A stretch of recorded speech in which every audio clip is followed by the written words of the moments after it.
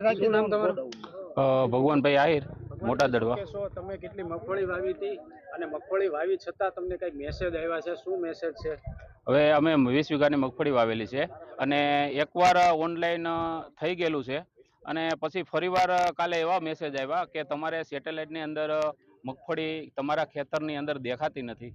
તો અત્યારે હાલ મગફળીની અંદર જ ઊભા છે, મગફળી દેખાય જ છે અને છે જ મગફળી, તો એના સેટેલાઇટમાં શું મિસ્ટેક છે કે એને ન દેખાય? હવે આવી રીતે ધક્કા ખાઈ ખાઈને અમે ફોર્મ ભર્યા છે. અત્યારે મોસમનું કામ ચાલુ છે, મગફળી લેવાનું કામ ચાલુ છે. તો સરકારને અમને આ ધંધે લગાડી દે તો અમારું કામ કરવું કે ખાલી ફોર્મ ભરવા, આ એક લાલચ દેવાની વાત છે.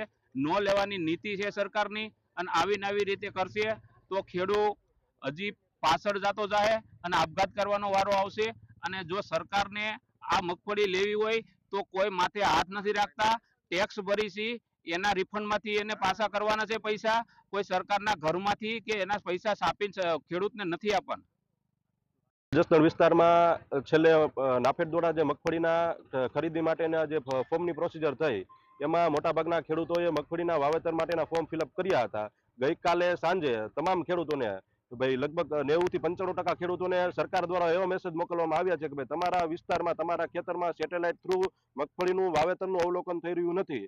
એથી આપની મગફળીની જે ફોર્મ છે એ રદ કરવામાં આવે છે. હવે હું આપના માધ્યમથી જણાવવા માંગુ છું કે ભાઈ ફોર્મ ભરવા માટે ખેડૂતોને લાઈનમાં ઉભું રહેવાનું હતું, પછી પોતાના ખેતરમાં મગફળી સાબિત કરવા માટે પણ ખેડૂતોને લાઈનમાં ઉભું રહેવું પડતું હોય. તો સરકાર ખેડૂતોને સરકારની કોઈ પણ પ્રકારની જરૂર નથી.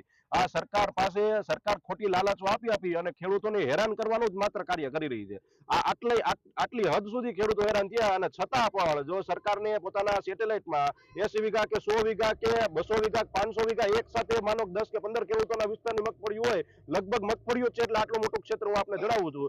આટલી મગફળીઓ જો સરકારને સેટેલાઇટ થ્રુ ન દેખાતી હોય તો સરકારની આ એક ખેડૂતોને છેતરવા માટેની અને ખેડૂતોને હેરાન કરવા માટેની જ નીતિ છે.